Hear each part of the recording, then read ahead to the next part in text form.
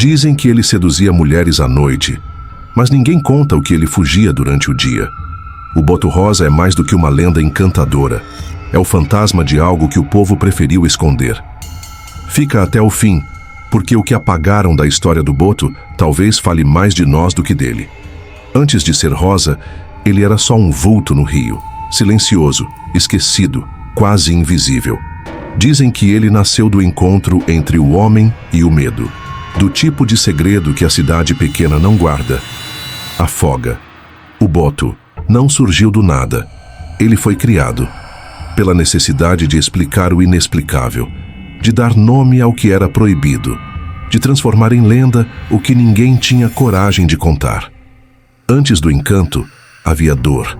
E toda lenda que começa com dor acaba nadando fundo na memória de um povo. O Amazonas não é só rio, é espelho, é cemitério de histórias que nunca chegaram à margem. As águas que brilham sob o luar também escondem segredos sob a lama. Lá embaixo, dizem os antigos, vivem os encantados. Mas nem todo encantado nasce do sobrenatural. Alguns nascem do silêncio das vilas, da vergonha coletiva, do peso que ninguém quer carregar sozinho. E é por isso que o Boto mora ali. Não por ser peixe, nem por ser espírito, mas porque o rio é o único lugar onde uma história pode se esconder sem ser interrompida. O rio guarda o que o povo cala. E o Boto virou o guardião de tudo aquilo que não podia ser dito em voz alta. Foi numa festa, dizem, uma daquelas comemorações de vila, com lampião pendurado, música, de sanfona e cheiro de chuva no ar. Ele chegou sem ser notado, vestido de branco, elegante, mas simples, com um chapéu que cobria os olhos e um sorriso que parecia saber mais do que devia. As mulheres pararam de dançar. Os homens olharam com desconfiança. E ele só observava, como se já conhecesse cada rosto dali, como se tivesse voltado e não chegado. Não falou muito, não bebeu, não ficou até o fim. Mas depois daquela noite, uma das moças desapareceu por 2 dias. E quando voltou, só dizia uma coisa. Ele prometeu que voltava com a maré cheia. Sempre de branco, sempre sorrindo, mas nunca sem o chapéu. Esse era o detalhe que mais chamava a atenção. E também o mais ignorado. Diziam que era charme, estilo, mistério. Mas os mais velhos sussurravam outra coisa, que ele usava o chapéu para esconder o que não era de homem, porque ali, bem no alto da cabeça, havia algo que ele não podia mostrar. Um sinal, uma fenda, um segredo. Alguns juram que o chapéu escondia a respiração do Boto. Outros dizem que era para tapar os olhos que brilhavam no escuro.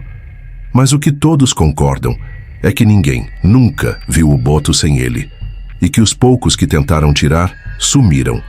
Ele nunca aparecia sob o sol, não caminhava pelas ruas ao meio-dia, não conversava na feira, não vivia com os outros.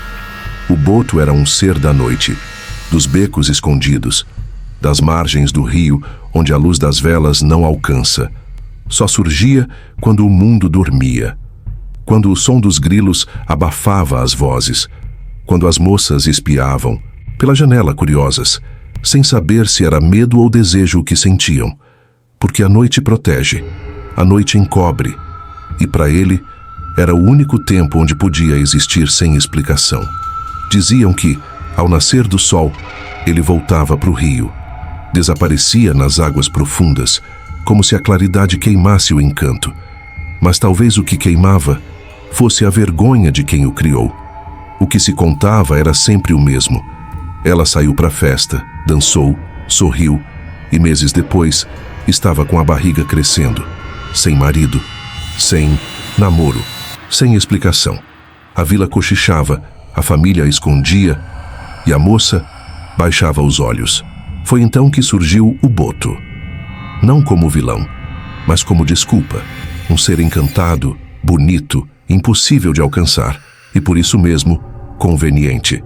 Porque não dava para culpar o pai, o vizinho, o padrasto, quando se podia culpar o encantado do rio. E assim, a dor virou mito, a vergonha virou conto, e as mulheres continuaram sozinhas, com um filho nos braços e uma história que ninguém queria escutar. Com o tempo, a história do Boto mudou de forma. Virou conto de avó, virou cantiga, virou piada. Mas cada canto do Brasil contava diferente. Alguns diziam que ele era um espírito das águas, enviado pelos encantados. Outros, que era um castigo divino para lembrar as mulheres do que não deviam fazer. E havia quem jurasse que ele não era lenda nenhuma. Era só um homem qualquer, aproveitando o medo e o silêncio das noites. Versão vai, versão vem, e nenhuma delas diz o mais importante. Por que criaram essa história? E para quem ela realmente servia? Porque lendas que sobrevivem por tanto tempo, geralmente não sobrevivem à toa. Havia uma regra não escrita nos vilarejos. Quando uma moça engravidava sem marido, não se fazia perguntas. Dizia-se que era coisa do boto, encantamento, mistério.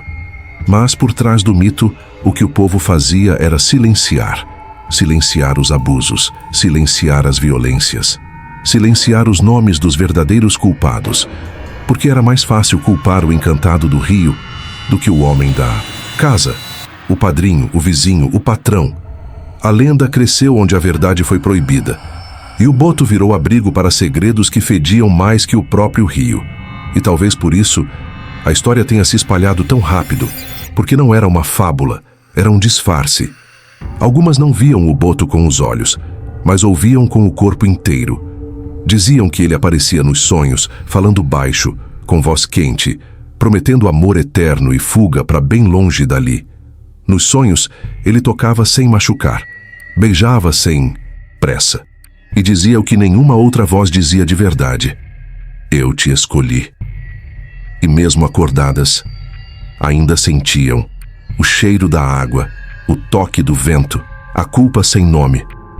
Algumas mulheres carregaram o encanto por toda a vida, outras carregaram o trauma, mas todas, de um jeito ou de outro, se lembravam do boto. Porque nem todo feitiço deixa marcas visíveis. Alguns continuam sussurrando por dentro. A história do boto sempre foi contada com um riso contido, com aquele tom de quem finge leveza, para não encarar o peso. Diziam que ele era bonito, charmoso, irresistível, um conquistador mágico, livre e encantado, mas ninguém contava o depois. Ninguém dizia o que acontecia com a moça que ficava, com o filho sem nome, com a vergonha que morava na barriga e no olhar da vizinhança. O boto era fácil de contar porque ele sumia. Não ficava para cuidar, para criar, para encarar. Ele era a fantasia conveniente que deixava o real do lado de fora. E os antigos, ao invés de protegerem suas filhas, ensinaram elas já a aceitar o silêncio e a se calar diante da lenda. O tempo passou, mas o rio não esqueceu. Tem gente que jura que ainda vê o boto nadando nas águas fundas, principalmente nas noites de festa junina ou de lua cheia. Dizem que ele surge em silêncio, só os olhos para fora vigiando quem dança perto da margem. E quando a música para, ele mergulha. Mas talvez o que as pessoas veem não seja mais o boto, talvez seja a memória, a lembrança coletiva de tudo que foi escondido, de tudo que foi empurrado para debaixo da correnteza. O rio, com sua força mansa, carrega histórias, mas às vezes ele também devolve, e quando devolve, vem na forma de arrepio, porque a água tem boa memória, e a culpa também sabe nadar. E se o boto nunca tivesse sido um ser encantado? E se por trás do chapéu branco e do sorriso sedutor houvesse apenas um homem comum, com nome, com casa, com passado, alguém que aproveitou o silêncio da noite, o medo das mulheres, a omissão dos vizinhos? E se a lenda fosse criada não para explicar o mágico, mas para encobrir o que era humano demais? Talvez o boto tenha existido, sim, mas não como peixe, nem como espírito. Talvez ele tenha sido de carne. E o povo é que escolheu vestir ele de mito, porque é mais fácil perdoar uma lenda do que prender um homem. Transformaram a dor em história bonita, porque é mais fácil ouvir sobre encantamento do que sobre violência. A figura do boto virou símbolo de sedução, de magia, de beleza noturna. Mas isso não foi feito à toa. Foi um jeito de proteger o que ninguém queria confrontar. Um jeito de disfarçar o desconforto com palavras doces. As mulheres choravam e diziam: "Foi o Boto." Os homens riam e respondiam: "Que sorte a sua." E assim o encanto virou armadura, um escudo que não protegeu quem mais precisava, mas que salvou a reputação de muita gente que nunca foi lenda, foi real e cruel. A história do Boto virou conto para criança. Tema de desfile, mascote de festival. O rosa da pele encantada substituiu o vermelho do sangue silenciado, e o chapéu branco virou fantasia, não lembrança. Mas por trás da festa ainda existe a mesma estrutura: a moça desacreditada, o pai ausente, o julgamento rápido e o silêncio confortável. A lenda esconde até hoje o que o povo se recusou a mudar: que o abuso, quando não tem nome, vira folclore, e que o riso diante da história do Boto ainda serve para calar quem nunca foi ouvida. Quem era o Boto Rosa antes da lenda? Talvez fosse só um homem, talvez fosse um símbolo, talvez fosse todos os nomes que ninguém teve coragem de dizer. A lenda é bonita, mas o que ela esconde não é, porque por trás do encanto havia abandono, por trás do riso havia vergonha, e por trás do chapéu havia o reflexo de uma sociedade que preferiu criar um mito do que proteger uma menina. O Boto ainda nada, dizem, mas o que realmente continua boiando é o silêncio de quem nunca foi ouvido.